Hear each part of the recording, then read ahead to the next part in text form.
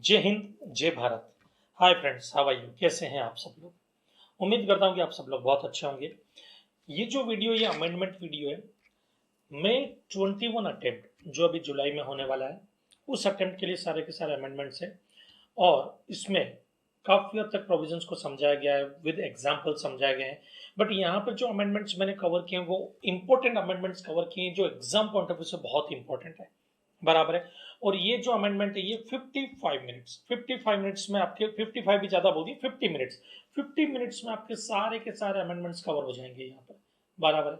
और यहाँ पर मैं वापस से बोल रहा हूँ कि मैंने वो अमेंडमेंट्स कवर किए जो एग्जाम पॉइंट ऑफ व्यू से इंपॉर्टेंट है, क्योंकि इंस्टीट्यूट जो है काफी सारी चीजें अमेंड करके दे देता है, काफी सारे अमेंडमेंट्स दे देता है, बट सारे के सारे एग्जाम में एप्लीकेबल नहीं होते हैं, क्योंकि वो एक आइडिया लग जाता है भाई पेपर सेटर जो है किस अमेंडमेंट पे क्वेश्चन बना सकता है और किस पे नहीं बनेगा। बराबर है, वो एक आइडिया लग जाता है। तो उसी हिसाब से जो भी ऐसे अमेंडमेंट जिन पे लगा कि क्वेश्चन बन सकते हैं वो सारे अमेंडमेंट्स यहाँ पे कवर किए गए।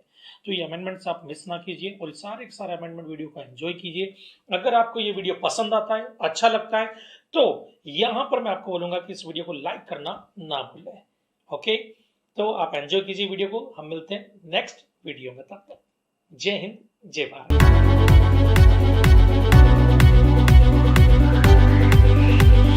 हाँ, तो हमारा पहला अमेंडमेंट आता है चैप्टर नंबर 2 को लेकर के, सप्लाई अंडर जीएसटी।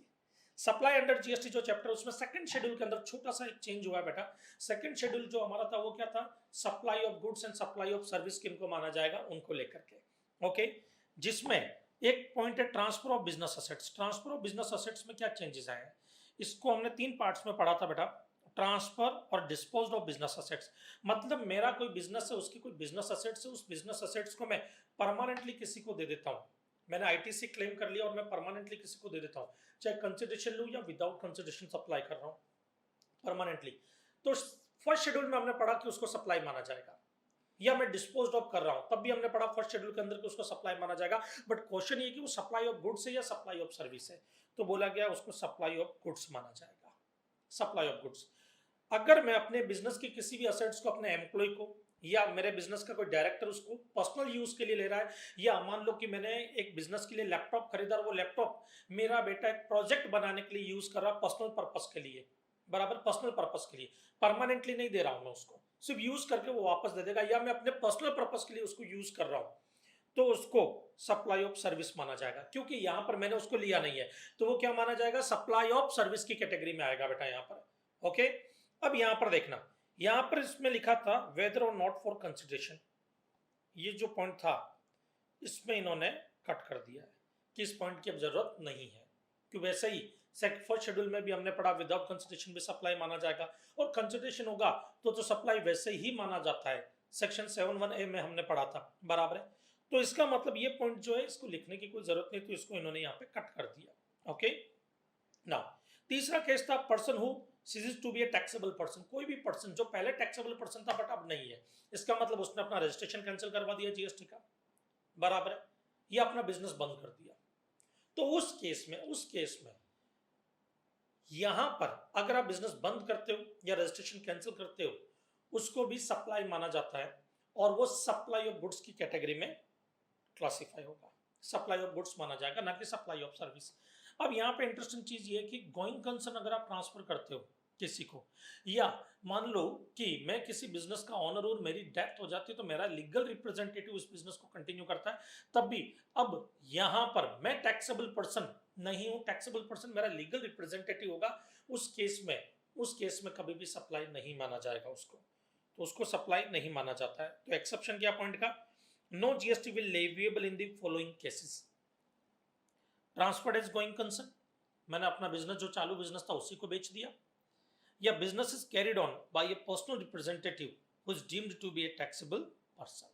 तो बेटा याद रखना, इस केस में ये सप्लाई नहीं माना जाता है। ओके, समझ में? तो ये पूरा अमेंडमेंट खाली इतना सा था, जहां पे भी ए लिखा है ना बेटा, वो ही आपका अमेंडेड पार्ट है। ओके, चलो अब बढ़ते हैं हम हमारे नेक्स्ट अमेंडमेंट की तरफ। ना बेटा, हमारा नेक्स्ट अमेंडमेंट है चार्जेस ऑफ जीएसटी चैप्टर का। ये जो चैप्टर है इसमें हमारा क्या अमेंडमेंट है? एक्चुअली ये अमेंडमेंट है वैसे देखा जाए तो चैप्टर नंबर 1 से रिलेटेड। बराबर है, इसमें यूनियन टेरिटरी जो है उसमें चेंजेस हुए हैं। यूनियन टेरिटरी में चेंजेस होने की वजह से, और जो अभी आपने देखा होगा कि जम्मू एंड कश्मीर जो था एक स्टेट की तरह ट्रीट किया जाता था, अब उसको यूनियन टेरिटरी में कन्वर्ट कर दिया गया। उसकी वजह से क्या क्या इम्पैक्ट हुआ, वो इम्पैक्ट हम यहाँ पर पढ़ने वाले हैं। ओके, तो यहाँ पर सबसे पहली चीज यूनियन टेरिटरी का मीनिंग क्या है। तो अमेंडमेंट से पहले यूनियन टेरिटरी क्या था जरा देखते हैं। उनमें बोला उन्होंने अंडमान निकोबार यूनियन टेरिटरी में कवर होगा। उसके बाद लक्षद्वीप को कवर किया, Dadra and Nagar Haveli, Daman and Diu, Chandigarh and other territories. ये जो 6 कैटेगरी इन्होंने डिवाइड की है, A B C D E F, इनको इन्होंने 6 कैटेगरी ही रखा है, बट चेंज क्या कर दिया इधर देखो। ये जो यहां पर दादरा नगर हवेली दमन एंड दीव, ये जो था ना, इन दोनों को एक ही लाइन में लिख दिया इन्होंने, Dadra and Nagar Haveli and Daman and Diu. इसका मतलब ये नहीं कि ये पूरा एक यूनियन टेरिटरी है, इसको एक लाइन में ट्रीट कर दिया, यहाँ पे एक लाइन में लिख दिया गया। मेन चेंज इन्होंने क्या किया, लद्दाख यहाँ पे जोड़ दिया इन्होंने, एक और लद्दाख। पहले क्या था बेटा, अमेंडमेंट से पहले जम्मू एंड कश्मीर जो था बराबर है, लद्दाख उसका एक पार्ट था खाली, जम्मू एंड कश्मीर का। अभी जो चेंजेस हुए हैं उसके वजह से लद्दाख और जम्मू एंड कश्मीर के 2 पार्ट हो गए। जम्मू एंड कश्मीर भी यूनियन टेरिटरी है बेटा, और अब लद्दाख भी यूनियन टेरिटरी है, 2 अलग अलग यूनियन टेरिटरी है। बट जम्मू एंड कश्मीर जो है उसका सेपरेट लेजिस्लेचर है, union territory with separate legislature. आपको पता है यूनियन टेरिटरी 2 ऐसी और भी है जिनका सेपरेट लेजिस्लेचर है, अगर आपको याद हो तो। एक तो दिल्ली, एक पौंडीचेरी जिसको पुदुचेरी बोलते हैं। ये 2 ऐसे यूनियन टेरिटरी है जिनका सेपरेट लेजिस्लेचर है, और आपने पढ़ा होगा इनके लिए इन्होंने SGST एक्ट बना रखा है। UTGST एक्ट यहाँ पर एप्लीकेबल नहीं होता। दिल्ली ने अपना एक SGST एक्ट बना रखा है, बराबर है, और पुदुचेरी ने, पौंडीचेरी ने अपना एक SGST एक्ट बना रखा है, बराबर है। तो यहाँ पर ये जो जम्मू एंड कश्मीर है ना, ये एक यूनियन टेरिटरी है, बट ये विद सेपरेट लेजिस्लेचर है। तो जम्मू एंड कश्मीर का अपना खुद का एक SGST एक्ट चलेगा बेटा। यहाँ पर क्या चलेगा, SGST act, SGST act of Jammu and Kashmir. जबकि लद्दाख में UTGST एक्ट ही एप्लीकेबल होगा। लद्दाख में क्या एप्लीकेबल होगा, UTGST एक्ट। ओके, अब इसका इंपैक्ट क्या क्या होगा जरा देखते हैं, आते आगे। ई नंबर पे यहाँ पे छत्तीसगढ़ है, यहाँ पे अदर टेरिटरीज है ना। इधर देखो बेटा, state of Jammu and Kashmir has been reconstituted into 2 union territories. One is Jammu and Kashmir with separate legislature, other is Ladakh. Now, Jammu and Kashmir for GST purpose treated as state, एक state की तरह treat किया जाएगा। Impact of amendment: state includes a union territory with individual legislature. It means Delhi, Puducherry, and now Jammu and Kashmir have their own individual legislature covered under the state GST law, मतलब SGST act, उसमें cover होंगे। अब इसका देखना example. मान लो place of supply Jammu and Kashmir है और लोकेशन ऑफ सप्लायर वो भी जम्मू एंड कश्मीर है, बराबर। तो मतलब ये इंट्रा स्टेट सप्लाई है। क्या है बेटा, इंट्रा स्टेट ट्रांसफर। और जो ये इंट्रा स्टेट ट्रांसफर है, इंट्रा स्टेट ट्रांसफर, उसमें हमेशा CGST और SGST लगता है। तो जम्मू एंड कश्मीर एक यूनियन टेरिटरी होने के बावजूद भी यहां पर UTGST एक्ट नहीं लगेगा, SGST एक्ट लगेगा, क्योंकि सेपरेट लेजिस्लेचर है।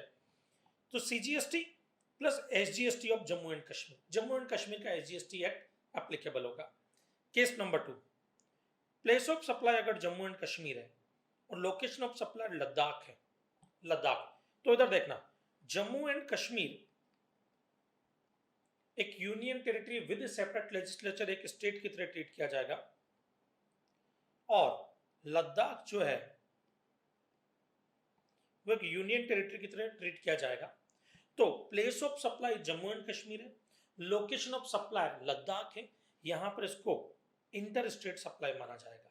जबकि अमेंडमेंट से पहले दोनों ही जम्मू एंड कश्मीर स्टेट में कवर हो रहे थे, तो अगर अमेंडमेंट से पहले की बात करें तो ये इंट्रा स्टेट सप्लाई मानी जाएगी अमेंडमेंट से पहले। बट अभी अमेंडमेंट हो गया तो ये इंटर स्टेट सप्लाई माना जाएगा, और यहाँ पे IGST एप्लीकेबल होगा। समझ में आया बेटा, कोई डाउट? पक्का। अब एक आते हैं एग्जम्पशन चैप्टर में भी अमेंडमेंट है, उसके लिए भी जरा देख लेते हैं यहाँ पे एग्जाम्पशन चैप्टर में क्या अमेंडमेंट है। छोटे से अमेंडमेंट है बेटा जो आपको यहाँ पे कवर करने हैं। एंट्री नंबर 19A पे आता है। 19A क्या बोलना चाहता है, तो 19A आपने पढ़ा था, 19A 19B ये दो चीजें तो आपने ऑलरेडी पढ़ी थी। क्या पढ़ी थी, इधर देखो, जैसे मान लो बेटा ये इंडिया है,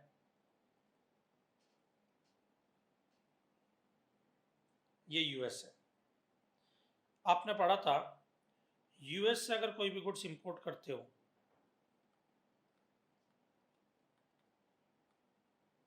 बाय एयर, बराबर है, तो जो फ्रेट होगा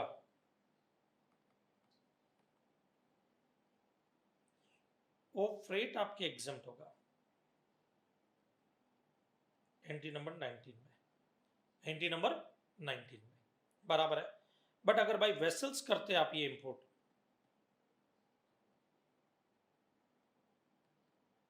तो टैक्स लग जाता, बराबर है। अब इसी के अंदर एक चीज आपने और देखी कि अगर मान लो इंडिया से बाहर जा रहा होता माल, ये इंडिया,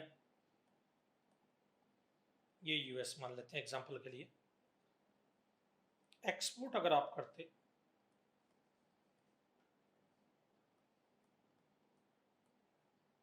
उस केस में एक्सपोर्ट या तो बाई एयर हो रहा है या बाई वेसल्स हो रहा है। बाई एयर हो रहा है तो जो फ्रेट होता था वो एग्जम्प्ट होगा एंट्री नंबर 19A में। बाय वेसल्स अगर हो रहा है एक्सपोर्ट तो जो फ्रेट होगा वो एग्जम्प्ट होगा एंट्री नंबर 19B में। ये आप लोगों ने पढ़ा था, बराबर। तो सर ये चेंज हो गया, चेंज नहीं हुआ बेटा, ये वही है। तो फिर सर अमेंडमेंट क्या है, अमेंडमेंट है कि ये जो एग्जम्पशन है 19A और 19B की, ये पहले अप टू 30 सितंबर 2020 तक ही एग्जम्प्ट था, इसको एक्सटेंड करके 30 सितंबर 2021 कर दिया गया। और 19B भी 30 सितंबर 2020 तक एग्जाम था, उसको 30 सितंबर 2021 तक कर दिया गया है। ओके, नेक्स्ट आता है सैटेलाइट लॉन्च सर्विसेज, एक नई एंट्री और आ गई है, एंट्री नंबर 19C, ये अमेंडमेंट है। एंट्री नंबर 19C क्या बोलता है जरा समझते हैं। एंट्री नंबर 19C है satellite launch services supplied by Indian Space Research Organisation और अंतरिक्ष कॉर्पोरेशन लिमिटेड और न्यू स्पेस इंडिया लिमिटेड। अब इधर ध्यान से सुनना, एक इसरो का एग्जांपल लेता हूं मैं। ये क्या बोल रहे हैं, मान लो मैं इसरो हूं, बराबर है, इंडियन स्पेस रिसर्च ऑर्गेनाइजेशन, और मैं सैटेलाइट लॉन्च करने का सर्विस देता हूं, लॉन्चिंग होती है मेरे यहां से सैटेलाइट की। अब एग्जांपल समझना, इंडियन गवर्नमेंट मेरे पास में आई, गवर्नमेंट ऑफ इंडिया, एक यूएस गवर्नमेंट मेरे पास में आई, दोनों ने मुझे बोला महेश गौड़ हमारे को एक सैटेलाइट जो है वो चांद पर भेजनी है। मैंने कहा ओके, मैं इसरो हूं, मैंने दोनों को बोला 1-1 करोड़ रुपया लगेगा, बोले ठीक है 1 करोड़ रुपीज में चार्ज कर रहा हूं, मान लेते हैं। अब यहां पे देखना, मैं सप्लायर हूं, ये रिसिपिएंट है, इस केस में भी मैं सप्लायर हूं, ये रिसिपिएंट है। क्वेश्चन ये है कि यहां पर प्लेस ऑफ सप्लाई क्या होगा, टैक्स लगेगा या नहीं लगेगा। मैं अमेंडमेंट से पहले की बात कर रहा हूं बेटा, अमेंडमेंट से पहले की बात। अब उस केस में हुआ क्या था, मैंने गवर्नमेंट ऑफ इंडिया को बोला देखो भाई मैं हूं इसरो जो टैक्सेबल टेरिटरी का है, गवर्नमेंट ऑफ इंडिया भी टैक्सेबल टेरिटरी का है, तो प्लेस ऑफ सप्लाई की कैलकुलेशन या प्लेस ऑफ सप्लाई को डिटरमाइन करने के लिए सेक्शन 12 ऑफ आईजीएसटी एक्ट लगेगा, जो सर्विस में लॉन्चिंग सर्विस दे रहा हूं। और ये ट्रांसपोर्टेशन ऑफ गुड्स में, क्योंकि आपकी सैटेलाइट में कहीं भेज रहा हूं, ट्रांसपोर्टेशन ऑफ गुड्स की कैटेगरी में आएगा, बराबर है। और वो अगर आउटसाइड इंडिया जाता है, बराबर, या कहीं पे मैं भेज रहा हूं, तो उस केस में गवर्नमेंट ऑफ इंडिया तो जीएसटी में रजिस्टर्ड है, तो गवर्नमेंट ऑफ इंडिया जीएसटी में रजिस्टर्ड है, तो place of supply registered person की लोकेशन मानी जाएगी। तो गवर्नमेंट से अगर मैंने 1 करोड़ रुपया लिया, उस पर मैं जीएसटी भी चार्ज करूंगा, बराबर, इंडियन गवर्नमेंट से अगर मैंने लिया, ओके, 1 करोड़ रुपया सैटेलाइट लॉन्च करने का। लेकिन अगर यही 1 करोड़ मैं यूएस गवर्नमेंट से ले रहा हूं, तो यहां पर मैं टैक्सेबल टेरिटरी का हूं, but US government non taxable territory की है, सेक्शन 13 लग जाएगा यहां पर। और सेक्शन 13 क्या बोलता है, डेस्टिनेशन ऑफ गुड्स को प्लेस ऑफ सप्लाई माना जाएगा। और डेस्टिनेशन ऑफ गुड्स क्या होगा, अंतरिक्ष, और अंतरिक्ष जो है नॉन टैक्सेबल टेरिटरी का पार्ट है, तो जीएसटी लगेगा नहीं यहाँ पर। प्लेस ऑफ सप्लाई तो नॉन टैक्सेबल टेरिटरी हो गया ना, तो जीएसटी लगेगा नहीं यहाँ पर। तो इस केस में जीएसटी नहीं लग रहा है।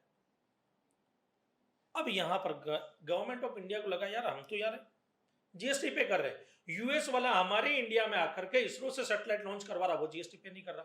तो गवर्नमेंट ऑफ इंडिया ने क्या बोल दिया कि भाई इसको एग्जम्पशन में डाल दो। एक एंट्री बना दी 19C। और 19C एंट्री जो बनाई वो कुछ इस तरह से बनाई है, देखो satellite launch services supplied bye, कौन दे रहा है ये सर्विस सैटेलाइट लॉन्च करने की? इसरो। ये अंतरिक्ष कॉर्पोरेशन लिमिटेड, ये भी एक ऑर्गेनाइजेशन जो सैटेलाइट लॉन्च करता है। और न्यू स्पेस इंडिया लिमिटेड, ये जो सैटेलाइट लॉन्च कर रहे हैं, ये जो सर्विस दे रहे हैं, चाहे किसी को भी दे वो एग्जम्प्ट होगी। और ये एंट्री नंबर 19C के रूप में आई है बेटा। ओके, नाउ फ्रेंड्स हमारा नेक्स्ट अमेंडमेंट है रजिस्ट्रेशन चैप्टर में। सर रजिस्ट्रेशन चैप्टर में काफी ज्यादा अमेंडमेंट है बेटा, क्लैरिफिकेशन भी है, अमेंडमेंट भी है और काफी ज्यादा है, बट हमने उनको सिंप्लीफाई किया। देखो रजिस्ट्रेशन चैप्टर का अमेंडमेंट देखे ना, तो ये यहाँ से शुरू होता है, देखो ये वाला पार्ट, फिर ये पार्ट, उसके बाद ये कंटिन्यू चल रहा है, फिर ये वाला पार्ट, ये पार्ट, फिर ये पार्ट, तो काफी ज्यादा ऐसा हो गया। तो हमने क्या किया, ये एक फ्लो चार्ट बनाया जिसमें सारे ऊपर के सारे पार्ट्स कवर कर लिए इस फ्लो चार्ट के अंदर।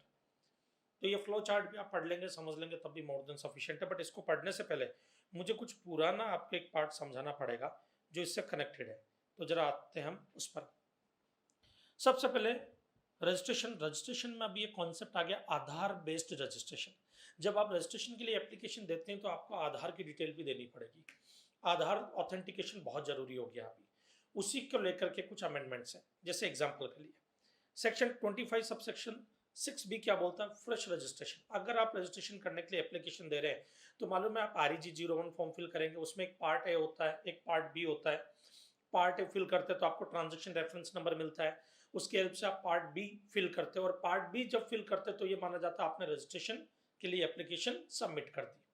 ओके, अब यहाँ पर ये क्या बोलते हैं कि जब आप डिटेल सबमिट करोगे तो उस वक्त इस बार आपको याद रखना है कि आपको आधार ऑथेंटिकेशन भी करना है, आधार की डिटेल भी देनी है एप्लीकेशन सबमिशन के टाइम पर। तो fresh registration under GST will be Aadhaar number based and the authentication will be on the basis of Aadhaar number. अब उसके बाद एक केस आता है एग्जिस्टिंग रजिस्टर्ड पर्सन। कुछ ऐसे लोग जो ऑलरेडी रजिस्टर्ड है और जब उन्होंने रजिस्ट्रेशन लिया था, जैसे जीएसटी तो हमारा 2017 में आ गया था 1 जुलाई 2017, तो उस तारीख से लेकर के बाद में जिन्होंने 17-18 में रजिस्ट्रेशन करवाए उन्होंने कोई आधार डिटेल तो दी नहीं है। तो उनका जब रजिस्ट्रेशन हुआ था तो पैन नंबर की हेल्प से हो गया था, पैन नंबर की डिटेल उन्होंने सबमिट की थी। अब क्वेश्चन ये है कि उनके केस में क्या होगा, तो उनके लिए ये बोला गया कि उनको आधार की डिटेल अब सबमिट करनी पड़ेगी। तो existing registered person will also have to get verified through Aadhaar number or other method with specified time। Sir ये अदर मेथड क्या होता है बेटा? कई बार क्या होता है आधार ऑथेंटिकेशन पॉसिबल नहीं होता। जैसे मान लो किसी के पास आधार नंबर ही नहीं है, क्या करेगा? मेरा एक दोस्त जो नेपाल से इंडिया में आकर के बिजनेस कर रहा है, उसके पास कोई आधार नंबर नहीं है, बट उसको जीएसटी में रजिस्ट्रेशन लेना पड़ेगा यहाँ पर, तो वो आधार की डिटेल तो दे ही नहीं सकता है। तो क्या होगा? ऐसे कई सिचुएशन होती है जिनमें आपके पास आधार नंबर नहीं होता है, या कई बार ऐसा होता है आधार नंबर होता है बट आधार ऑथेंटिकेशन आप नहीं करवाते, तो उस केस में अदर ऑल्टरनेटिव मेथड यूज किए जाते हैं। बराबर, वो अदर ऑल्टरनेटिव मेथड में क्या होता है, डिपार्टमेंट फिजिकल वेरिफिकेशन करेगा, उसके बाद आपका रजिस्ट्रेशन करेगा। वो आपके ऑफिस प्रीमाइसेस में आकर के देखेगा कि भाई आपका ऑफिस जो है प्रॉपर जगह पे है ना, जिस जगह पे आपने बताया वहीं पे ना, बिजनेस हो रहा है नहीं हो रहा है, वो सब चीजें आकर के चेक करेगा कहीं ऐसा तो नहीं फेक रजिस्ट्रेशन नंबर ले रहे हो आप। बराबर है। या कई बार क्या होता है फिजिकल वेरिफिकेशन भी पॉसिबल नहीं होता है, नहीं होता पॉसिबल, जैसे लॉकडाउन लग गया अभी कोविड के अंदर, नहीं पॉसिबल है। बराबर है। तो उस केस में डॉक्यूमेंटेशन वेरिफिकेशन करता है डिपार्टमेंट, और देन उसके बाद में आपका रजिस्ट्रेशन करता है वो। तो अदर मेथड भी वो यूज कर सकते हैं। Note, if not done registration will be cancelled. अगर किसी ने भी आधार ऑथेंटिकेशन नहीं करवाया तो उसका रजिस्ट्रेशन कैंसिल किया जा सकता है, या अदर स्पेसिफाइड मेथड जो आधार ऑथेंटिकेशन की जगह पे यूज किए जा सकते हैं उनको यूज नहीं किया, उनके थ्रू वेरिफिकेशन नहीं की, तब भी रजिस्ट्रेशन कैंसिल किया जा सकता है। नाउ नेक्स्ट आता है 25(6)(c। ये क्या बोलता है section 25 subsection 6(c)? Partnership form, trust, HUF, AOP, BOI, body corporate, उनका क्या होगा? भाई आधार नंबर तो एक इंडिविजुअल का होता है। अब एचयूएफ, फर्म, ट्रस्ट, इन सबका पैन नंबर हो सकता है, बट आधार नंबर तो इनका हो ही नहीं सकता। तब क्या करें? तब उन्होंने क्या बोला कि भाई जब किसी फर्म को रजिस्ट्रेशन करवाना हो, बॉडी कॉर्पोरेट को रजिस्ट्रेशन करवाना हो, किसी ट्रस्ट को, एओपी, बीओआई को रजिस्ट्रेशन करवाना है, तो फर्म के केस में किसी भी पार्टनर का आधार नंबर लगेगा, वो देना पड़ेगा आधार ऑथेंटिकेशन के लिए। ट्रस्ट के केस में किसी ट्रस्टी का आधार ऑथेंटिकेशन होगा। एचयूएफ में कर्ता का आधार कार्ड लगेगा। एओपी, बीओआई, इनके अंदर जो भी रिप्रेजेंटेटिव पर्सन होंगे, ऑथराइज रिप्रेजेंटेटिव एओपी, बीओआई के, उनका आधार ऑथेंटिकेशन। और बॉडी कॉर्पोरेट के में डायरेक्टर का, तो डायरेक्टर जो है वो बॉडी कॉर्पोरेट का, तो उनका तो कोई आधार नंबर होगा, उसकी हेल्प से आधार ऑथेंटिकेशन किया जाएगा। Now if does not have Aadhaar, verification will be by other method in manner as may be specified, जो ऑलरेडी अभी मैंने ऊपर बताया आपको। 25(6)D ये मोस्ट इंपॉर्टेंट है बेटा। यहां पर हम पढ़ेंगे कुछ स्पेसिफाइड पर्सन के बारे में।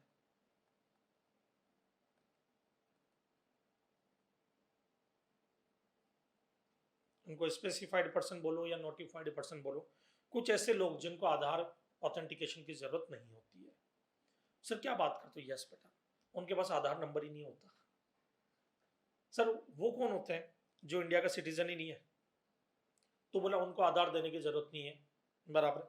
या ये जो हमने पढ़ा अभी ऊपर, ये जो नाम मैंने पढ़ाया आपको 6C में, इनको छोड़ करके कोई और आदमी है जिसके पास कोई और केस है, कोई और क्लास है जो रजिस्ट्रेशन करवाना चाहती है, जिनके पास आधार नहीं है, बराबर है, आधार होता ही नहीं उनके पास, तो किसी individual authorise signatory of all types जो ऊपर हमने पढ़ा, मैनेजिंग ऑथराइज पार्टनर्स या कर्ता ऑफ एचयूएफ, इनके अलावा कोई और क्लास होती है, बराबर है, जिनके पास आधार है ही नहीं, तो फिर उनको आधार ऑथेंटिकेशन की जरूरत नहीं होती है ना।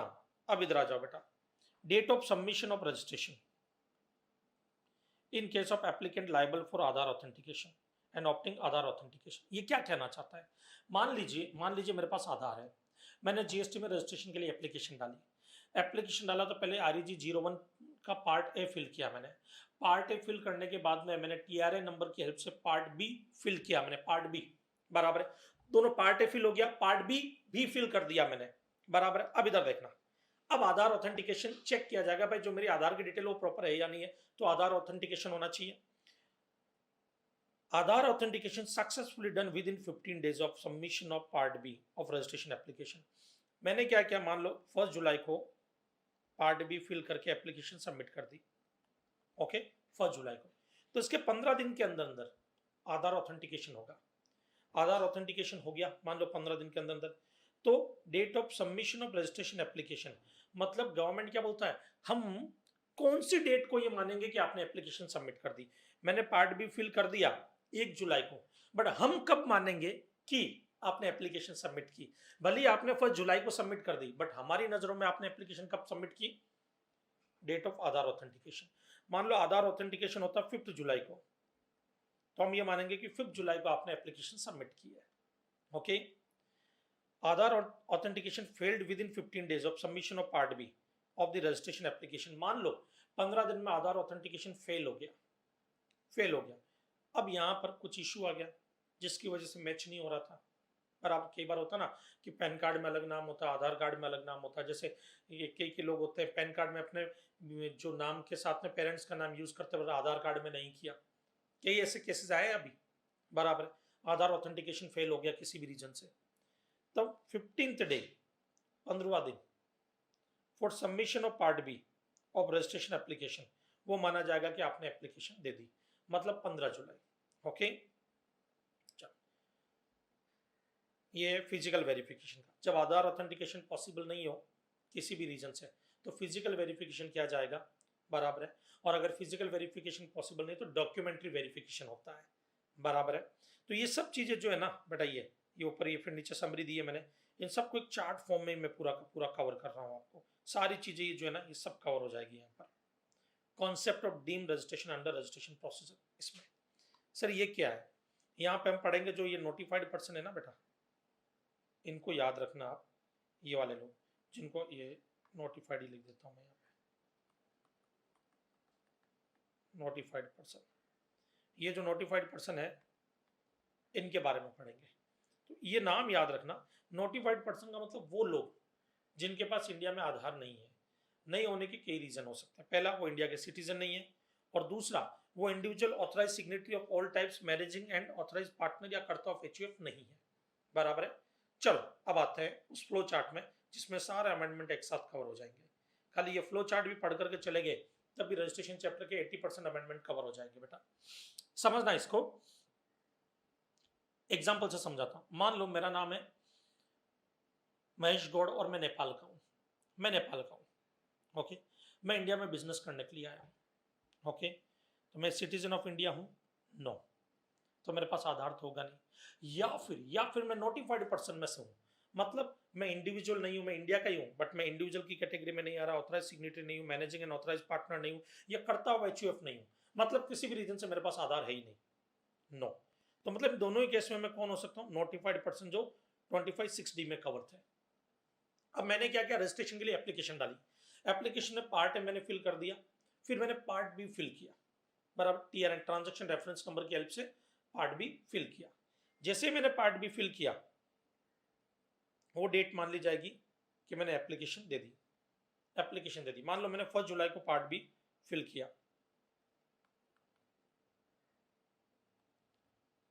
यह माना जाएगा 1 जुलाई को मैंने एप्लीकेशन दे दी रजिस्ट्रेशन के लिए। अब इसके 3 दिन के अंदर अंदर डिपार्टमेंट उस एप्लीकेशन पे ऑब्जेक्शन उठा सकता है। अगर कोई डिटेल चाहिए, कोई इंक्वायरी करनी हो, उसको लगता है कि मैंने जो एप्लीकेशन सबमिट की वो प्रॉपर नहीं है, कुछ अदर डॉक्यूमेंटेशन मांगने हो, अगर उनको कुछ क्लेरिफिकेशन चाहिए, कुछ एक्सप्लेनेशन चाहिए, तो विद इन 3 डेज डिपार्टमेंट क्या करेगा, मुझे एक मेल करेगा कि भाई साहब ये चीज़ें आपकी थोड़ी सी गड़बड़ है, इनको सुधारो और इनका एक्सप्लेनेशन दो या अदर डॉक्यूमेंट्स और सबमिट करो। बराबर है। अब मुझे क्या करना पड़ेगा, वो अदर डॉक्यूमेंट सबमिट करने पड़ेंगे उनको नेक्स्ट 7 डेज के अंदर अंदर। 7 दिन के अंदर अंदर मैंने अगर सबमिट कर दिए तो डिपार्टमेंट अगर सेटिस्फाई हो तो नेक्स्ट 7 डेज में मेरा रजिस्ट्रेशन हो जाएगा। सेटिस्फाई नहीं है अगर डिपार्टमेंट मुझसे, तो मेरा रजिस्ट्रेशन नंबर के लिए जो एप्लीकेशन मैंने दी थी वो एप्लीकेशन रिजेक्ट कर सकता है। पहले तो ये था कि सेटिस्फाई नहीं है तो एप्लीकेशन रिजेक्ट करेगा, वहां पे भी अमेंडमेंट आ गया अभी कि कर सकता है रिजेक्ट एप्लीकेशन। मतलब ये अब प्रॉपर ऑफिसर की विल पे हो गया कि डिसाइड करना, कि उसको डिसाइड करना, डिस्क्रिशनरी पावर है कि उसको एप्लीकेशन रिजेक्ट करनी है एक्सेप्ट करनी है। बराबर, पहले तो ये था कि रिजेक्ट करेगा ही करेगा, अब बोल दिया कर सकता है।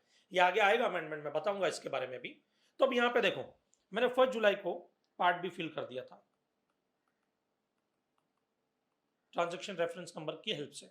पार्ट बी जैसे फिल किया, 1 जुलाई मान लिया जाएगा मैंने सबमिट कर दिया। अब 3 वर्किंग डेज में अगर कोई ऑब्जेक्शन नहीं उठाया डिपार्टमेंट ने, तो ये मान लिया जाएगा कि मैं रजिस्टर्ड हो चुका हूं, मैं रजिस्टर्ड पर्सन मान लिया जाऊंगा, डीम्ड रजिस्ट्रेशन। अगर 3 दिनों के अंदर अंदर, if no action is taken by proper officer on registration application within 3 working days. Next case आते हैं, मान लो मैं इनमें से कोई हूं, यस, तो मेरे 25(6) भी एप्लीकेबल होगा मेरे पे कि मुझे आधार की डिटेल देनी पड़ेगी। अब क्वेश्चन है कि पोजीशन ऑफ आधार, क्या मेरे पास आधार है? बोले नो, मेरे पास आधार नहीं है। आधार है? बोले नो, मेरे पास आधार नहीं है। या फिर यस, मेरे पास आधार है बट मैं आधार ऑथेंटिकेशन नहीं करवाना चाहता। बराबर, आधार ऑथेंटिकेशन नहीं करवाना चाहता, तो क्या होगा? तो सबसे पहली चीज, मेरे पास आधार है नहीं है, तो applicant not willing to obtain Aadhaar just for getting GST registration. मतलब मेरे पास आधार नहीं है और मैं आधार लेना भी नहीं चाहता, खाली रजिस्ट्रेशन के लिए। कौन आधार के लिए मगजमारी करेगा? मैं नहीं लेना चाहता आधार। मैं फॉरेन में रहता था, मैं फॉरेन में पढ़ाई की, मैं इंडिया में था ही नहीं जब आधार कार्ड बन रहे थे। मैं अब इंडिया में आया, मैं इंडिया में बिजनेस शुरू कर रहा हूँ अपना। बराबर है, और मैं अपना आधार अभी नहीं लेना चाहता खाली रजिस्ट्रेशन के लिए, तो मेरे पास आधार कार्ड है नहीं और मैं रजिस्ट्रेशन पर्पस के लिए लेना भी नहीं चाहता आधार कार्ड। पहला केस। बराबर, केस नंबर 2, मेरे पास आधार है बट मैं आधार ऑथेंटिकेशन नहीं करवाना चाहता। बराबर है, आधार है बट मैं आधार ऑथेंटिकेशन नहीं करवाना चाहता, तो क्या होगा इधर देखना। तो मेरी जो वेरिफिकेशन है ना, वो ऑल्टरनेटिव मीन्स से होगी। ऑल्टरनेटिव मेथड क्या होगा? जब आधार ऑथेंटिकेशन नहीं होता तो फिजिकल वेरिफिकेशन, जो मैंने बताया, डॉक्यूमेंट्री वेरिफिकेशन। तो फिजिकल वेरिफिकेशन, डॉक्यूमेंट्री वेरिफिकेशन होगा। अब इधर देखना, मैंने एप्लीकेशन दे दी 1 जुलाई को, पार्ट बी फिल किया। बराबर है, फिजिकल वेरिफिकेशन, डॉक्यूमेंट्री वेरिफिकेशन होगा। Date of submission of registration application क्या माना जाएगा कि मैंने एप्लीकेशन किस डेट को दी? बोले जिस दिन मैंने पार्ट बी फिल किया था उसी दिन, मतलब 1 जुलाई को मैंने पार्ट बी फिल कर दिया था, 1 जुलाई को मैंने एप्लीकेशन दे दी।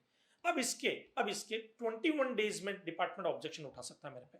21 डेज में डिपार्टमेंट को लगता है कि महेश गौड़ से कुछ एक्सप्लेनेशन लेना है, कुछ डिटेल्स लेनी है, बराबर, तो वो ले सकता है मुझसे, बराबर है। कुछ डॉक्यूमेंट्स प्रॉपर नहीं है, डॉक्यूमेंट्स और चाहिए तो वो भी मैं दूंगा उनको, बराबर। लेकिन 21 डेज में अगर उन्होंने कोई एक्शन नहीं लिया तो ये मान लिया जाएगा कि मैं रजिस्टर्ड हो चुका हूं। If no action is taken by proper officer on registration application within 21 days, deemed registration, मुझे डीम्ड रजिस्टर्ड पर्सन मान लिया जाएगा। अब नेक्स्ट आते हैं, मेरे पास आधार नंबर है और मैं आधार ऑथेंटिकेशन के लिए रेडी भी हूं।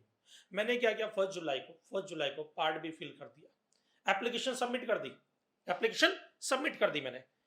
तो Aadhaar authentication whether successful within 15 days of submission of part B. अब ये देखना है कि मैंने 1 जुलाई को एप्लीकेशन दी तो 15 तारीख तक आधार ऑथेंटिकेशन हो गया क्या, बोले नहीं हुआ, मतलब आधार ऑथेंटिकेशन फेल हो गया। ओके, तो फिर डिपार्टमेंट फिजिकल वेरिफिकेशन करेगा या डॉक्यूमेंट्री वेरिफिकेशन करेगा जब आधार ऑथेंटिकेशन फेल हो गया। जब फिजिकल वेरिफिकेशन करेगा तो हमने अभी जस्ट पढ़ा है इस चार्ट से पहले वाला पार्ट, जिसमें मैंने ये बताया कि आधार ऑथेंटिकेशन फेल हो जाता है तो ये माना जाएगा 15th डे, 15 दिन तक वेरिफिकेशन हुआ, फेल हो गया आधार ऑथेंटिकेशन, तो जो 15th डे होगा वो डेट मानी जाएगी कि मैंने एप्लीकेशन सबमिट की। भले ही मैंने पार्ट बी 1 जुलाई को सबमिट कर दिया, बट मेरा आधार ऑथेंटिकेशन फेल होने की वजह से ये माना जाएगा 15 जुलाई को सबमिट किया मैंने। तो date of submission of registration application क्या माना जाएगा, 15th डे, बराबर है, from the date of submission of part B. अब 15वां दिन मेरा 15th डे। अब इधर देखना, यहां पे इन्होंने क्या बोल दिया, ध्यान से सुनना, 15th डे। अब 15th डे को माना जाएगा एप्लीकेशन सबमिट हुई है, और 15th डे के बाद में 21 दिन तक, 21 याद रखना, 21 दिन, 21 सॉरी नॉट 21 21 दिन तक डिपार्टमेंट ने अगर कोई एक्शन नहीं लिया, मतलब ये ध्यान सुनो, 15th डे एक्सपायर होने दो, उसके बाद 21 दिन में अगर डिपार्टमेंट ने कोई ऑब्जेक्शन नहीं उठाया आगे, बराबर है, तो उस केस में आप रजिस्टर्ड पर्सन मान लिए जाओगे। If no action taken by proper officer on registration application within 21 days then deemed registration. Aadhaar authentication करवाया, आधार ऑथेंटिकेशन 15 दिन के अंदर हो ही गया, मान लेते 5 जुलाई को हो गया, okay, then date of authentication of Aadhaar number, तो ये माना जाएगा 5 जुलाई को मैंने एप्लीकेशन सबमिट की, और 5 जुलाई के 3 दिन के अंदर डिपार्टमेंट जो होगा वो कोई एक्शन ले लेगा। अगर उनको कुछ इंक्वायरी करनी हो, मुझसे कुछ और डिटेल चाहिए, मेरी एप्लीकेशन रिजेक्ट करनी हो, जो कुछ भी है, तो उनको एप्लीकेशन रिजेक्ट करने से पहले तो उनको जो डिटेल चाहिए वो डिटेल के लिए मुझे मेल करेंगे, जो डॉक्यूमेंटेशन चाहिए, जो एक्सप्लेनेशन चाहिए। अगर उन्होंने 3 दिन के अंदर मुझे ऐसा कोई मेल नहीं किया, no action is taken by proper officer within 3 working days, 3 दिन कहाँ से, 5 जुलाई से, 5 जुलाई से, बराबर है, जब आधार ऑथेंटिकेशन हुआ उस डेट से, तो मैं डीम रजिस्टर्ड पर्सन मान लिया जाऊंगा। ओके, समझ में आया बेटा? अब इधर आ जाओ, ये प्रोसीजर है जो ऑलरेडी आप पढ़ चुके हो बेटा, खाली यहाँ पे मुझे ये चीज समझानी है कि जब आप एप्लीकेशन सबमिट करते हो, application shall be forwarded to proper officer. जब सबमिट करते हो, proper officer examine the application and accompanying the document. तो मैंने आपको बताया पार्ट भी फिल करने के बाद में प्रॉपर ऑफिसर देखेगा कि डॉक्यूमेंट वगैरह सब प्रॉपर है या नहीं है, ये चीज चेक करेगा वो। जब ये चीज चेक करेगा, ये चीज देखेगा वो, बराबर है, तो उसके बाद या तो वो सेटिस्फाइड है आपके डॉक्यूमेंट वगैरह से, तो सेटिस्फाइड है तब तो कोई दिक्कत नहीं है, 3 दिन के अंदर आपको रजिस्ट्रेशन नंबर मिल जाएगा, आधार ऑथेंटिकेशन के 3 दिन के अंदर, बराबर है। और अगर आप नोटिफाइड पर्सन हो, बराबर, तो पार्ट बी फिल करने के 3 दिन के अंदर मिल जाएगा आपको आधार रजिस्ट्रेशन नंबर, और नहीं मिला तो मान ली जाओगे आप डीम्ड रजिस्टर्ड हो। लेकिन अगर आपके जो डिटेल डॉक्यूमेंट आपने भेजे वो प्रॉपर नहीं है तो क्या होगा, तो उस केस में if the application and the accompanying document is proper order, no, तो proper officer issue notice electronically within 3 working days. 3 दिन में आपको प्रॉपर ऑफिसर नोटिस देगा, भाई ये कुछ चीजें आपकी प्रॉपर नहीं है, क्लेरिफिकेशन दो। फिर आपने क्लेरिफिकेशन सबमिट किया, as that applicant furnish the clarification information and document within 7 working days from the receipt of notice। जैसे नोटिस मिलेगा उसके 7 दिन में आप क्लेरिफिकेशन दोगे या नहीं दोगे, नहीं दोगे तो proper officer may reject the application for reason to be recorded. अब ये पहले विल था, ये देखो यहां पर, ये पहले विल था, उसको मे कर दिया गया, कट करके अमेंडमेंट है। इसका मतलब पहले अगर आपने क्लेरिफिकेशन वगैरह नहीं दिया तो डिपार्टमेंट आपकी एप्लीकेशन रिजेक्ट करता ही करता था। अभी ये बोल दिया कि डिपार्टमेंट का प्रॉपर ऑफिसर देखेगा कि क्या वो इन्फॉर्मेशन इतनी जरूरी है कि उसके बिना रजिस्ट्रेशन नहीं किया जाना चाहिए, तब तो वो एप्लीकेशन रिजेक्ट कर देगा। उनको लगेगा इन्फॉर्मेशन कोई खास जरूरी नहीं है, रजिस्ट्रेशन फिर भी हो सकता, तो रजिस्ट्रेशन एप्लीकेशन एक्सेप्ट भी कर सकता है। ओके, दूसरा, आपने 7 वर्किंग डेज में डिटेल सबमिट की, बराबर है, बट प्रॉपर ऑफिसर जो है वो सेटिस्फाई नहीं है, वो सेटिस्फाई नहीं है, तब भी वो चाहे तो रिजेक्ट करेगा आपकी एप्लीकेशन और चाहे तो एक्सेप्ट भी कर सकता है, क्योंकि विल को कट करके मे कर दिया गया है यहां पर बेटा। और अगर आप वो सेटिस्फाई है तो नेक्स्ट 7 डेज के अंदर अंदर जो है आपको यहां पर सर्टिफिकेट मिल सकता है। चलो, ये आधार ऑथेंटिकेशन का केस 21 डे वाला जो अभी हमने डिस्कस किया चार्ट में, तो ये आपका पूरा पूरा रजिस्ट्रेशन के जो अमेंडमेंट से बेटा वो यहां पर कंप्लीट होते हैं ना बेटा। नेक्स्ट जो अमेंडमेंट है वो है आपके tax invoice credit and debit note chapter का। ये अमेंडमेंट क्या है जरा देखते हैं यहाँ पर बेटा। यहाँ पे सबसे पहले क्यूआर कोड का कॉन्सेप्ट लेकर के आ गई गवर्नमेंट। अभी कुछ केसेस में क्यूआर कोड कंपलसरी हो चुका है, बराबर है। जब B2C सप्लाई होती है 500 करोड़ से ज्यादा का टर्न हो रहा है, क्यूआर कोड कंपलसरी किया जा रहा है, बराबर है। ये अभी हम यहाँ पे पढ़ने वाले हैं। जब टर्नओवर जो है 500 करोड़ से ज्यादा का होता है और B2C सप्लाई होता है तो क्यूआर कोड इनवॉइस में होना चाहिए, बराबर है। तो अब इन्होंने बोल दिया जो कंटेंट होता है ना, important content of tax invoice, तो कंटेंट आपने ये वाले तो ऑलरेडी पढ़े ही है, उसमें एक पॉइंट और जुड़ गया, QR code having embedded invoice reference number. Okay, ना दूसरा इसमें अमेंडमेंट जो है manner of issuing of invoice, जो इनवॉइस आप इशू करते हो, बराबर है, उसमें आपने पढ़ा कि सप्लाई ऑफ गुड्स जब मूवमेंट का केस होता है तो 3 इनवॉइस इशू होते हैं, original for buyer, duplicate for transporter और ट्रिप्लीकेट आप अपने रिकॉर्ड के लिए रखते हो। सप्लाई ऑफ सर्विस के केस में 2 इनवॉइस इशू करते हो, बराबर है।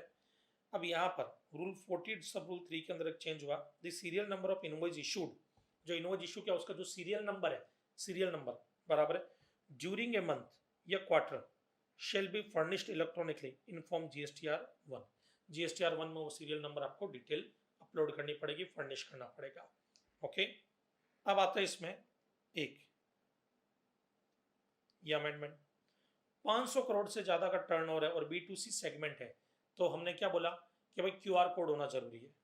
अब क्यूआर कोड होना जरूरी है ये बोला गया, बट कुछ ऐसे एक्सेप्शन है जिनमें क्यूआर कोड नहीं होगा तब भी चलेगा, भले आपका टर्नओवर 500 करोड़ से ज्यादा क्यों ना हो। ये एक्सेप्शन पता है कौन से है? कुछ ऐसे पर्सन जो इनवॉइस की बजाय अदर डॉक्यूमेंट इशू कर सकते हैं, इनवॉइस की बजाय अदर डॉक्यूमेंट इशू करने की राइट होता है इनके पास में। अच्छा अच्छा अच्छा सर, कौन है ऐसे पर्सन? इधर देखना बेटा,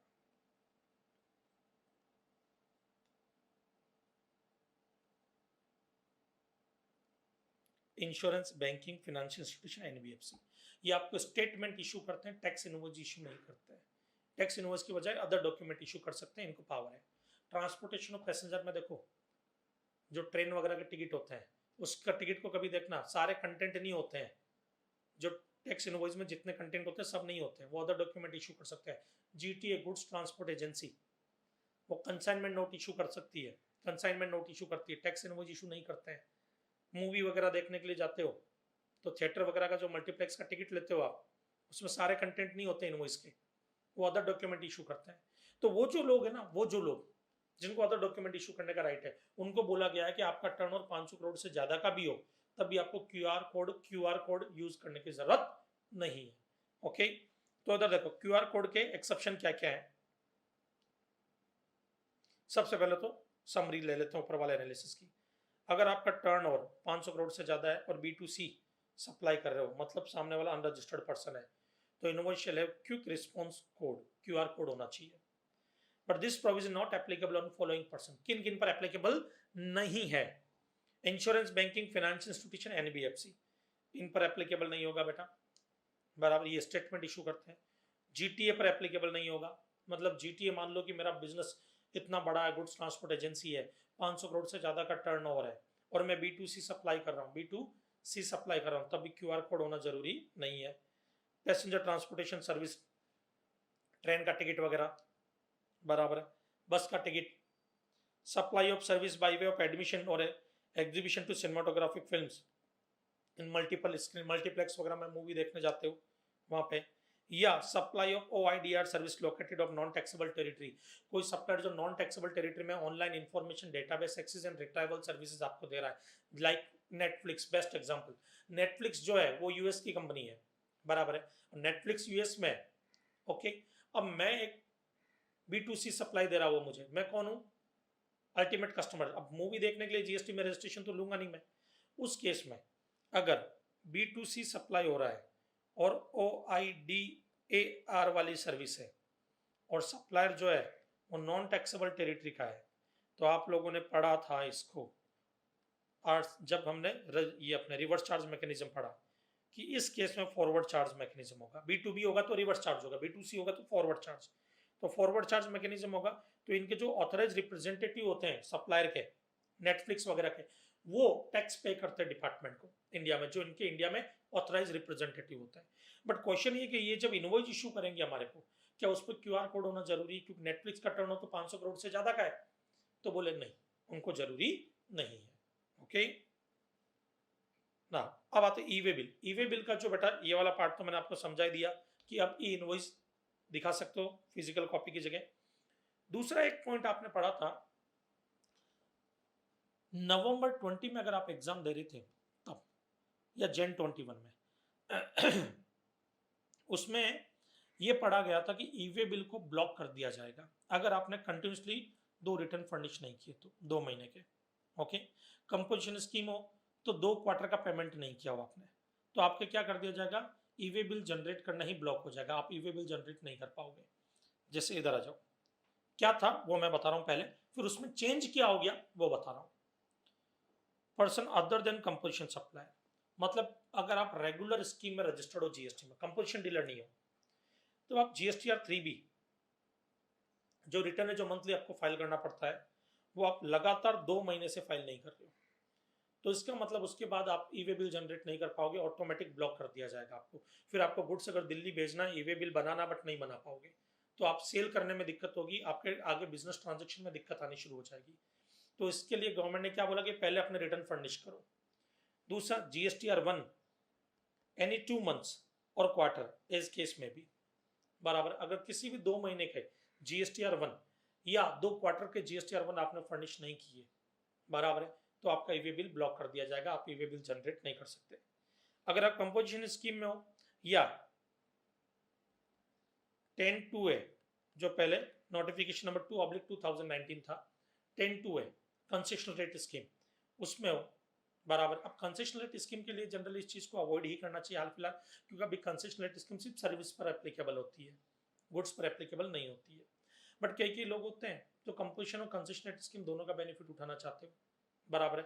तब इन्होंने क्या बोला, याद रखना कि अगर आप कंपोजिशन स्कीम में हो तो आपको GST CMP 08 ये फॉर्म जो क्वार्टरली आपको फर्निश करना पड़ता है स्टेटमेंट पेमेंट का, वो आपने 2 कॉन्जिक्यूटिव क्वार्टर से फर्निश नहीं किया, पेमेंट नहीं किया, तो आप ई वे बिल जनरेट नहीं कर पाओगे। अब इधर देखना, एग्जांपल से समझो, मैं मिस्टर एक्स हूं, okay, other than composition supplier, regular scheme में रजिस्टर्ड हूं भाई, fail to furnish GSTR 3B for the month of April, April का GSTR 3B मुझे फर्निश करना था 20 मई को, 20 मई की डेट चली गई, मैंने फर्निश नहीं किया, ओके। और मई मंथ का जो था, जो मुझे 20 जून को फर्निश करना था, वो भी मैंने नहीं किया, मतलब देखो अप्रैल का भी नहीं किया, मई का भी नहीं किया, ओके। 2 महीने से मैं GSTR 3B फर्निश नहीं कर रहा हूं। तो 21 जून जो ड्यू डेट खत्म होगी उसका अगला दिन 20 जून तक मुझे कर देना था, मई वाला भी। तो देखो अप्रैल का नहीं किया मैंने, मई वाला मुझे करना था 20 जून तक, वो भी नहीं किया, तो 21 जून से मैं ई वे बिल जनरेट नहीं कर पाऊंगा। अब मान लो मुझे माल भेजना है मुंबई से दिल्ली या मुंबई से पुणे, वैल्यू है 1 लाख रुपए से ज्यादा की, 50,000 से ज्यादा पे ई वे बिल बनाना पड़ता है, 1 लाख रुपए से ज्यादा की मेरी, तो ई वे बिल बनाऊंगा, ई वे बिल जनरेट करने की कोशिश करूंगा, जनरेट ही नहीं होगा 21 डे से। तो portal will automatically block e way bill from 21 June, sorry जनवरी नहीं, जून, 21 जून से ब्लॉक हो जाएगा यहाँ पर इस एग्जाम्पल में। अब यहाँ पर मैंने क्या किया, जून का भी रिटर्न फर्निश नहीं किया, जो 20 जुलाई को करना था वो भी फर्निश नहीं किया। हाँ देखो, तीन तीन तीन रिटर्न फर्निश नहीं किए। अप्रैल का जो मई में करना था, मई का जो जून में करना था, जून का जो जुलाई में करना था। मेरा ईवे बिल जनरेट होना ब्लॉक हो चुका है, 21 जून से ब्लॉक हो गया, फिर भी मैं शांत बैठा हूं। Generation of e-way bill remain block, वो ब्लॉक ही रहेगा। अब मैंने क्या कर दिया, 25 जुलाई को अप्रैल वाला और मई वाला ईवे बिल जो है, सॉरी रिटर्न जो है वो फर्निश कर दिया, अप्रैल और मई का। अब अप्रैल और मई का कर दिया, बट जून का नहीं किया अभी भी। जो 20 जुलाई को फर्निश करना था ना जून का, जून वाला रिटर्न अभी भी फर्निश नहीं किया 3B मैंने। अब ईवे बिल बना सकता हूं, क्यों? क्योंकि दो कॉन्सिक्यूटिव रिटर्न अगर मैं फाइल नहीं करूं तो ब्लॉक होगा। तो अब यहां पे तो एक ही रिटर्न फाइल नहीं हुआ, खाली जून वाला, बाकी अप्रैल और मई के तो मैंने फर्निश कर दिए, मैं ईवे बिल बना सकता हूं। तो portal will automatically unblock on the next day because of default period has been reduced now less than 2 months. अब इधर देखना बेटा, ये था अमेंडमेंट नवंबर 20 एंड जैन 21 के एग्जाम के लिए। अब इसमें चेंज किया गया, इधर आओ, restriction shall not apply during the period of 20th March 2020 to 15th October 2020। ये क्या कहना चाहते हैं? ये जो रिस्ट्रिक्शन अभी ऊपर मैंने आपको बताई है ईवे बिल जनरेट करने की, वो 20 मार्च 2020 जब लॉकडाउन लगा था से लेके 15 अक्टूबर 2020 तक अगर किसी भी पर्सन ने GSTR 3B फाइल नहीं भी किए, चाहे 2 महीने 3 महीने 4 महीने के भी नहीं किए, तब भी वो ईवे बिल जनरेट कर सकता है, बराबर। उस पर ये प्रोविजन एप्लीकेबल नहीं किए जाएंगे। ये अमेंडमेंट आया, तो ये एग्जाम पॉइंट ऑफ व्यू से थोड़ा इंपॉर्टेंट कम है, ओके, बट था तो हमने यहाँ पे ये डिस्कस कर लिया बेटा, ओके। तो यहां तक आपको किसी को कोई डाउट? चलें आगे, पक्का? That's good. जय हिंद, जय भारत। नाउ फ्रेंड्स, हमारा अमेंडमेंट सेशन चालू था। अमेंडमेंट सेशन में अब तक हमने जो अमेंडमेंट किया उसके आगे के अमेंडमेंट पे आते हैं। अभी तक आपने ईवे बिल तक के अमेंडमेंट कंप्लीट कर लिए। अब आते हैं हम अमेंडमेंट में payment of tax, chapter number 12 है payment of tax. Payment of tax में क्या है? पेमेंट ऑफ टैक्स में अमेंडमेंट है इंटरेस्ट ऑन नेट लायबिलिटी, कि गवर्नमेंट ने बोला भाई नेट लायबिलिटी पे इंटरेस्ट लगेगा। जैसे एक छोटा सा एग्जाम्पल से समझाता हूँ मैं आपको, नेट लायबिलिटी पे इंटरेस्ट का मतलब क्या है। यहाँ पर मान लीजिए, ये देखिए, ये है आपके मिस्टर ए जो है, उन्होंने मिस्टर बी को कुछ गुड सप्लाई किया, बराबर है। कब किया? 1 जनवरी 2021 को, ओके। और वैल्यू ऑफ सप्लाई 10 लाख है और जीएसटी की रेट है 18%, 1,80,000, 18% रेट, ओके। अब ये जैन में सप्लाई हुई है, तो मुझे मान लीजिए मैं मिस्टर ए हूं, मैं सप्लायर हूं, मुझे ये कब पे कर देना होगा? मुझे ये पे कर देना होता है आपके नेक्स्ट मंथ की 20th तक, मतलब 20th फेब तक। बट मैं क्या करता हूं, इधर देखना, mister is normal tax payer, balance in electronic credit ledger मेरे 1 लाख है। सपोज मिस्टर इज पे हिज टैक्स लायबिलिटी 20th में 2021, 20 मई 2021 को मैं पे कर रहा हूं, और मेरे इलेक्ट्रॉनिक क्रेडिट लेजर में 1 लाख का अमाउंट है। इलेक्ट्रॉनिक क्रेडिट लेजर में कितना अमाउंट है? 1 लाख रुपीस है, ओके। अब इधर आ जाओ, कितना डिले हुआ? डिले पीरियड फेब के 8 दिन, क्यों 20 फेब को पे करना था, फेब 28 का होता है 8 दिन फेब के, मार्च के 31, अप्रैल के 30 डेज, मई के 20 डेज, क्योंकि 20th मई को पे किया तो 20th भी काउंट होगा। टोटल 89 डेज का डिले हुआ मेरे। अब 89 डेज का डिले हुआ तो पहले क्या होता था? पहले जो एक्ट में प्रोविजन लिखा था उसके हिसाब से पहले क्या होता था कि भाई मेरी लायबिलिटी 1,80,000 जो मुझे 20th फेब को पे करनी थी, बट मैंने डिले किया तो मुझे 18% से इंटरेस्ट पे करना पड़ेगा। कितने दिन का? 89 डेज का, डिवाइडेड बाय 365 डेज।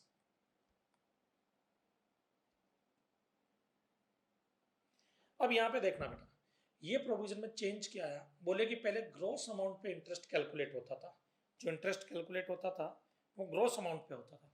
अब इंटरेस्ट नेट अमाउंट पे कैलकुलेट होगा। सो नेट अमाउंट पे इंटरेस्ट कैसे कैलकुलेट होगा? बोले 1,80,000 पे नहीं होगा, 1,80,000 तो ग्रॉस लायबिलिटी है। महेश गौड़ के इलेक्ट्रॉनिक क्रेडिट लेजर में कितना अमाउंट था? बोले 1 लाख। बोले वो माइनस कर दो, तो 1,80,000 जो मेरा क्रेडिट है आईटीसी 1 लाख, वो माइनस होगा, सिर्फ 80,000 पे इंटरेस्ट कैलकुलेट होगा। 80,000 multiply by 18% multiply by 89 days divided by 365 days. इस तरह से आप इंटरेस्ट कैलकुलेट करोगे बेटा। ओके, तो यहाँ पर ये जो 1,80,000 है, अब उसकी जगह पे क्या आ गया? सिर्फ 80,000 आईटीसी माइनस करने के बाद का अमाउंट। तो ये जब कैलकुलेट करोगे कितना आ जाएगा आपके? इधर देखो, बिफोर अमेंडमेंट 7,900 इंटरेस्ट आ रहा था, आफ्टर अमेंडमेंट सिर्फ 1,80,000 माइनस आईटीसी 3,511 इंटरेस्ट आएगा। ये अमेंडमेंट आया कि नेट लायबिलिटी पे करना है। एक एग्जांपल और ले लेते हैं, इसका एक केस मैं सॉल्व कर देता हूँ, बाकी के दो आपको करने बेटा। जैसे illustration number 2, A limited have belatedly filed GST return under section 39 for the month of March month के बारे में बात हो रही है। आफ्टर 60 डेज, मतलब 60 डेज का डिले, 60 दिन का डिले हुआ है, 60 डेज के बाद पेमेंट होगा अब यहाँ पर। तो पेमेंट 60 डेज के बाद हो रहा है बेटा, याद रखना। From the due date of filing of such return total tax paid in such return is as below. अब वो जब रिटर्न फाइल करें तभी टैक्स पे कर रही है, आपको मानना है। और यहाँ पर 60 डेज का डिले हुआ है। मैं सिर्फ आईजीएसटी की कैलकुलेशन कर रहा हूँ बेटा, सीजीएसटी एसजीएसटी की वैसे ही आपको करनी है। मेरी लायबिलिटी कितनी है? बोले output tax liability Mahesh Goud की 5 लाख रुपया, 5 लाख रुपीज। मैं ए लिमिटेड हूँ यहाँ पर। Tax payable under reverse charge 20,000 मैं आरसी में पे करूंगा, मतलब ये जो 5 लाख है ये फॉरवर्ड चार्ज मैकेनिज्म का है। और input tax available for utilization 2,50,000। अब इंटरेस्ट कैलकुलेट करना, 60 डेज का इंटरेस्ट कितना होगा? तो इधर देखना बेटा, टैक्स लायबिलिटी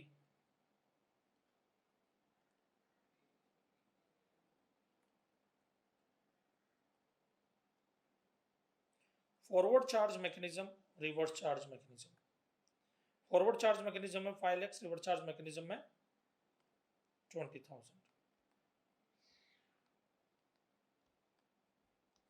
5 लाख एंड 20,000 बराबर ना।